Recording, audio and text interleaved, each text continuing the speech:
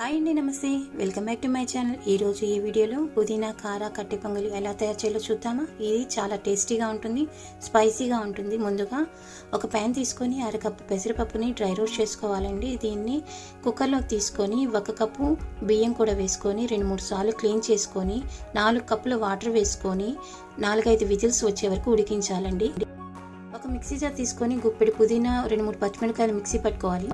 ఆవిరంతా పోయిన తర్వాత సరిపడినంత సాల్ట్ వేసుకొని మెదిపప్పు పక్కన పెట్టి ప్యాన్ తీసుకొని అందులోకి 2 స్పూన్ల నెయ్యి వేసుకొని 1 స్పూన్ జీలకర్ర, క్రష్ చేసుకున్న మిరియాలు, జీడిపప్పు, తరుక్కున్న అల్లం ముక్కలు, కరివేపాకు వేసి బాగా వేయించుకున్న తర్వాత మిక్సీ పట్టుకున్న పుదీనా పేస్ట్ కూడా వేసి పచ్చిదనం పోయేంత వరకు వేయించుకొని ముందుగా ఉడికించి పెట్టుకున్న పెసరపప్పు మిశ్రమాన్ని కూడా వేసుకొని సరిపడినంత వాటర్ పోసుకొని బాగా ఉడికించి 2-3 నిమిషాల పాటు ఉడికించిన తర్వాత మన కార కట్టె పొంగల్ అనేది రెడీ అయిపోతుందండి. చాలా టేస్టీగా ఉంటుంది. నా ఛానల్ మీకు నచ్చినట్టు